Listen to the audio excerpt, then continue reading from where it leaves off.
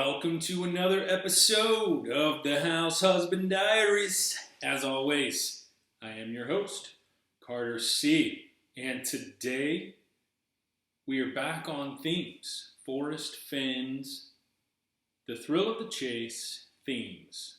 I got themes for days, but you guys already know this, and ladies.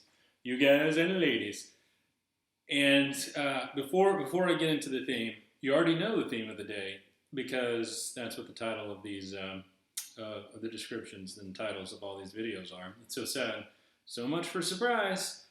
Maybe I will do a surprise video and the theme will be a surprise. But then that wouldn't be any fun because then you couldn't, sort it and index it and go back to it because you'd be like, what is that surprise again? So let's get this out of the way. I'm starting to get tired of the lighting. I'm starting to get tired of different. There's better lighting across the first place that I use. So write to me and let me know if it bothers you, if it doesn't bother you. I don't know, but if you do like these videos, please subscribe. Hit the subscribe button because I told my wife, even though I'm a house husband, I told my wife I wasn't spending any money until I started making money on YouTube. I wouldn't spend any money on like green screens or lights or whatever. So it's either birthday or Christmas presents or my YouTube channel starts making money so that I can buy stuff to make it look better. Otherwise, this is what it's gonna be, guys. This is what it's gonna be. Not that that's a problem. I'm just saying,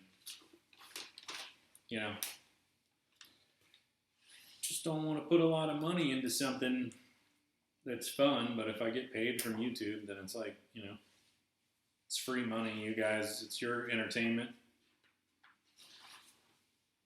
I don't know. What do you think? You excited about today? I'm excited about today. Today's theme, it's actually like a try theme. So I'm combining wise, smart, and clever. Now there may be other terms, synonyms for these words, but these three stuck out and I thought that I would just clump them together and do one theme episode because they're similar. And I didn't really want to do three different ones. Capiche? Capiche. I think I got enough themes. I think I got enough stuff to go get us through to the summer, to the search season at least, or until it's found. Who knows? As I'm saying now in the descriptions, let me know if this is helping you with your saw, or if you're like think I'm completely out to lunch. Just be interesting to know. Take a poll. All right. First, I have them all mixed in, by the way. I'm going chronologically by page number. I guess it's not the book's chronological, I think. So I'm basically going by page number, so they'll be mixed in: wise, smart, clever. All right. First mention, page 6.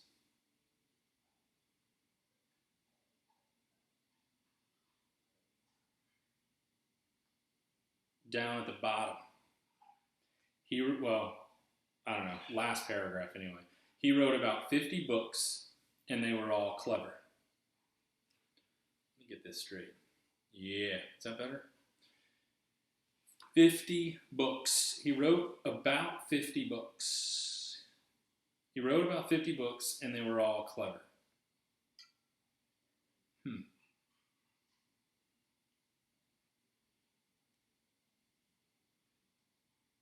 I've never read anything by Eric Sloan. Does anybody know if he's a comedian or if he wrote suspense novels that had a clever twist? I don't know. He's an artist. I don't know. A painter and writer of large note. I don't really know. He talks about he's never heard of Catcher in the Rye, and he's never heard of J.D. Salinger, and he's never heard of Great Gatsby and F. Scott Fitzgerald and Hemingway, which I don't believe. But I sure as heck haven't heard of Eric Sloan. So I've read all those other books. I don't know. something doesn't add up to me.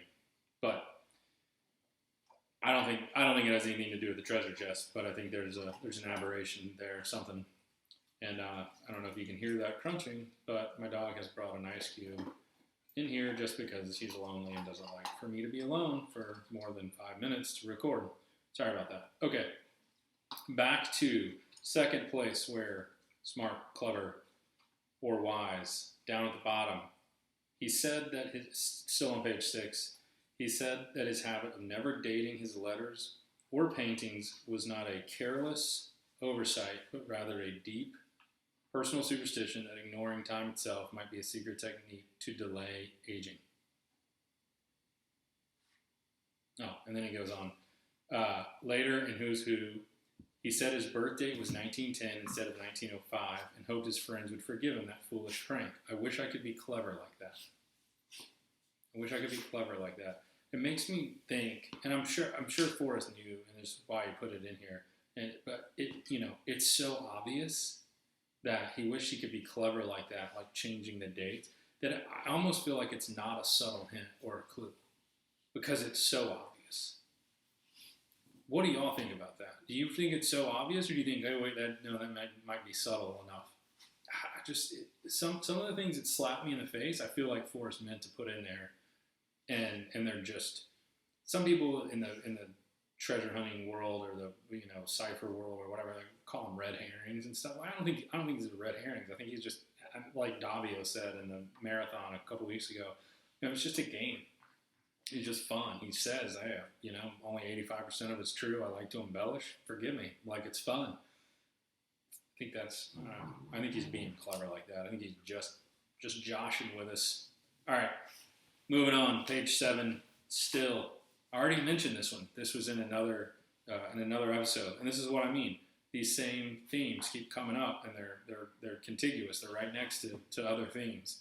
And I don't know where I'm going yet with it, but maybe by April or May, maybe I'll have a solve, and I'll make a trip out to the Rocky Mountains. But for now, just going to keep doing these themes, keep doing the research, and we'll see what happens. Keep pumping out videos.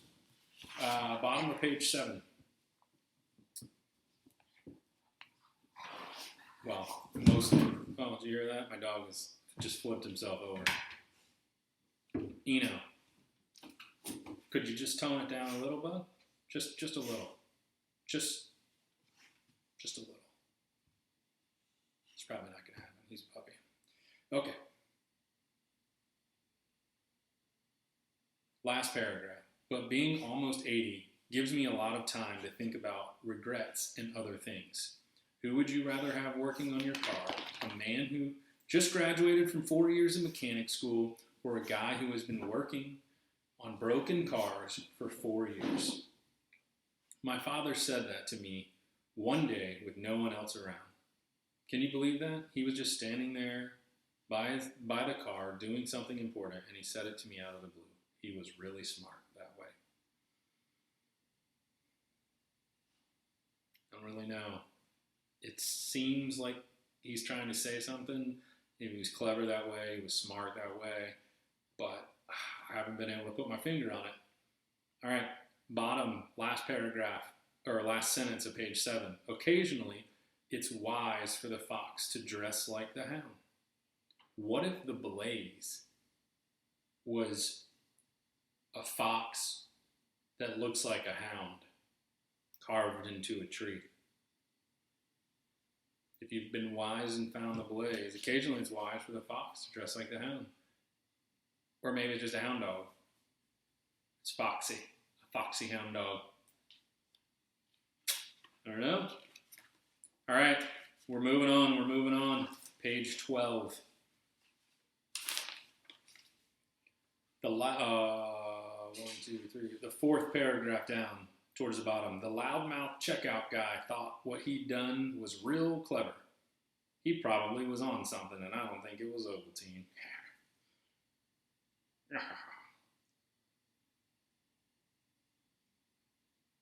I don't know if I said this in a previous video, but down at the bottom of that paragraph, I've never been able to find a place where I couldn't embarrass myself, and this store was now number 1 on the list. Really? I don't know, maybe that has something to do with Catcher in the Rye. All right, let's see, page 21.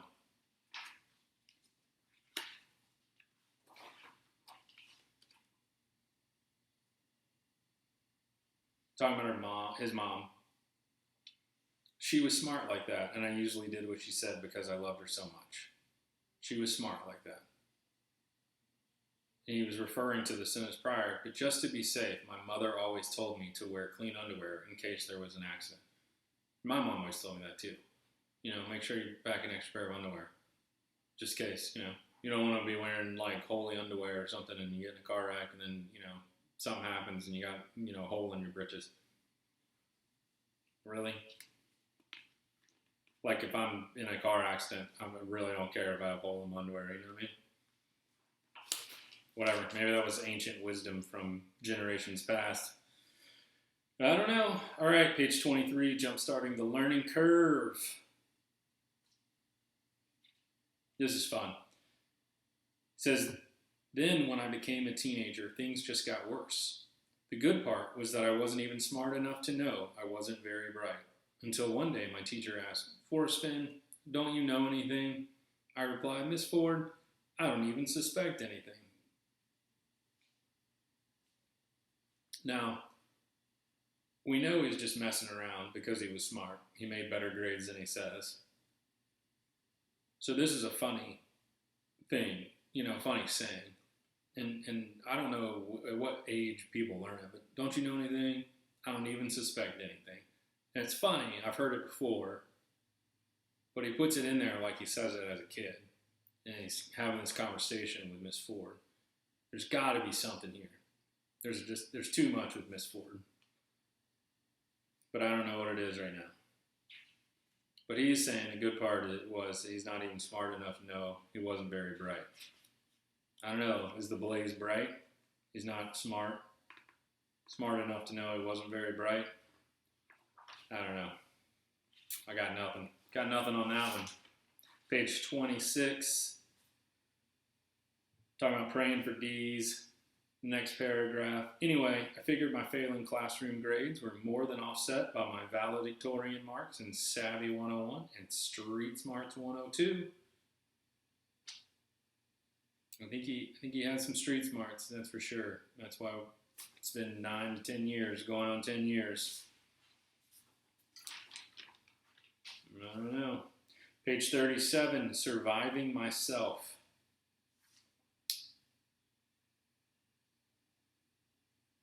Bessie, first paragraph. Bessie was always up early, and I had to milk her before I could eat. My parents were smart that way.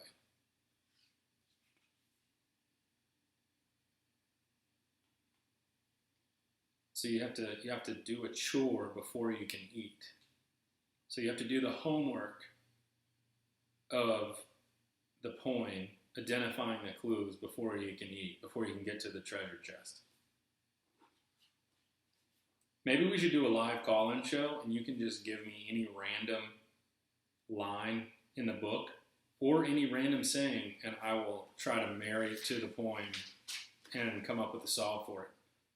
Just like, like freestyle solving instead of freestyle rapping, Like I'll just freestyle solve. What do you think? Freestyle solve? Thumbs up for freestyle solving. Subscribe for freestyle solving. Comment for freestyle solves. Live episode of freestyle solves. Oh yeah. Maybe we'll do a marathon when my wife isn't here one weekend, and we'll have callers and people come in, and then we'll just crowdsource solves for 12 hours. Crowdsource solves. Groupthink. I don't know. Sometimes groupthink isn't good. Sometimes it helps. Okay. Page 60. Ooh. Yep. We're moving on. Page 60.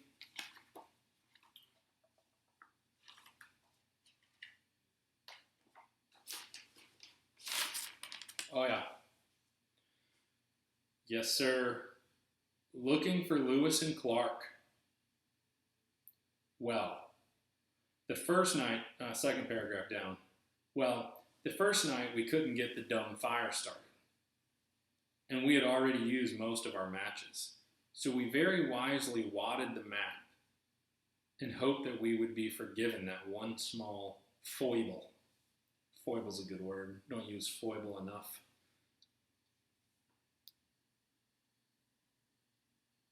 I wonder how good of a map Forrest wanted us to use to marry the clues when he wadded. The only mention of a map in this book, to my knowledge, is this one. And I haven't researched that, so don't hold me to it if you know of another one. But then he just uses it to light a fire. So how good of a map do we need? Probably better than that one. A better map than the one he burned. All right, 60. I don't really have anything very wisely. I mean, if you're wise to wad up a map, I mean, you need to get a fire started. I mean, sure, but I wonder if that's just a play on words for wise, because now they didn't have a map to get out, you know? So I think maybe that's just a play, and it's not really wise. Page 61. So I applied some mountain man wisdom to the situation. The sun comes up in the east, and we thought out was south, so that made it easy. Except that south was over the highest mountain we'd ever seen.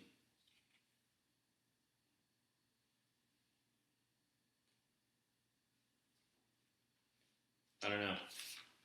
I feel like there's something in this chapter too, but I can't put my finger on it. All right, page 63. Only 2 more mentions after this one. A few days later, with the luxury of hot chocolate, I made some notes that might be helpful to any future 16-year-old geniuses who think looking for Lewis and Clark might be fun. Just a note here that how amazing would it have been to grow up back in that time, in the 30s and 40s? I know you had to go to war and stuff, or 40s and 50s, whatever. Like, that stinks. Like, let's be honest. However, what 16-year-olds do you know that are allowed to just go out on horseback for, days on end, and nobody worries about them? If this is a true story, or if even 85% of this story is true. I mean, if you're a parent now and you have a 16-year-old or 2 16-year-olds, whatever, and you just, I haven't heard from them in a week, and then you'd get thrown in jail. I mean, it's ridiculous. Like, now he's out there doing all kinds of things, having all these adventures, the thrill of the chase, and it's now illegal for us to do that. Okay.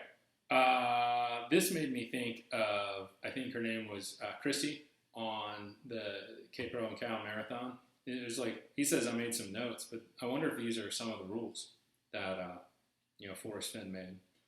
So the second to last rule or note, the older you get, the smarter your parents become. Does that mean we should be looking at what Forrest's father says? Because he's smart. He's smart that way. Parents are smart. Think about what he says they say in the book. I don't know. 2 more mentions. Page 132. We all know what page 132 is by now, right? We've all memorized that because we've looked at the poem so much. We know that page 132. When I say page 132, you automatically know I'm going to the poem, right? Probably not. But maybe some of you do.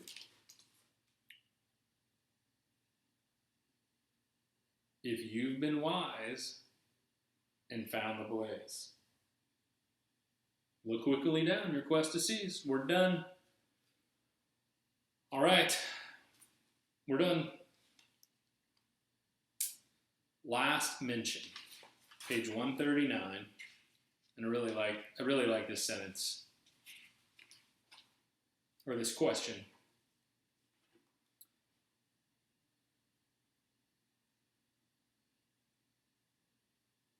Is there any wisdom in trying to cause momentary excitement in some future millennium? And I'll read before that. I mean, that whole paragraph I think is really neat, and just kind of reflecting about life. So now I have to wonder about myself doing all of those things that others must think are so foolish. Is there any wisdom in trying to cause momentary excitement in some future millennium? I'm not sure I can even define history in those terms. And what if no one ever discovers my art? Will my time have been wasted? I guess the rewards have been in doing it and the enjoyment that comes with dreaming about what might happen someday. No matter, it was more fun to run the risk of being foolish than to watch Dancing with the Stars. It's pretty poignant. I like it. I'll end on that. I think it's interesting because is there any wisdom in trying to cause momentary excitement? Not even in some future millennium. I mean, obviously, that's just when he's talking about burying those bronze bells. But, for those people, for those of us who put out YouTube videos, I mean, it feels pretty foolish. I mean, you should see the setup I have trying to light this room up because it's so dark in this older house that we're in right now. And I've got the windows open. It's getting darker. So people walk their dogs. I'm sure they can look in and they can see me with all these lamps surrounding this chair and a microphone. Like, I'm sure they can see that. And it feels pretty foolish and ridiculous. Yet I'm having a good time doing it. And, is there any wisdom in it? I don't know. If this helps lead me to a solve and I find the treasure, that'd be fantastic. But like I've said in a number of videos, the likelihood of me traveling to the Rocky Mountains to look for the treasure is right now like 0%, like less than 5%. I don't have a solve. I've never had a solve. I mean, I've tried to do solves, but I don't see anything. I don't see any reason to go spend money to go out looking because I do not have confidence that I know where warm waters halt. I do not have confidence that I know which canyon to take it down and how far is not far but too far to walk. And I sure as hell don't know where the home of Brown is to put in below. So I'm not going. And until I do know where that is, or I'm relatively confident, and I don't know what my confidence index has to be, but I would say probably like 50% or greater to say, okay, I may not be able to solve the whole poem from sitting in my chair here in North Carolina, but if I can reasonably assume with confidence that I've done enough research and I feel confident that where warm water salt is here, I'll go there. I'll go there in the summer. I'll go there in the spring. I'll go there in the fall. And honestly, I think you can get to it in the winter. I just don't think Forrest wants any more responsibility for idiots that go out into some crazy place that no 80-year-old would go, 79 or 80-year-old would go in the middle of summer when it's beautiful. And so these people end up in these crazy places and they get injured or they die. And I think that's why he's saying, just let's cut off the search because you got all these people whose solves are like so out in left field, but they're so convinced that they go do all these crazy, dangerous things. So I'm just going to sit here in my little house, in my little town in North Carolina, keep pumping out videos. I hope you like them. Subscribe, like, comment, email, whatever. Let's find this dang thing. You know what I'm saying? Let's find the treasure chest and let's have a heck of a time, a thrill in the chase. Let's have a heck of a time doing it. And sorry if you're still watching this for the dog calm down. I don't know where it went, but anyway, thanks for putting up with me and for watching. It's been a great episode of the House Husband Diaries, and I will talk to you tomorrow.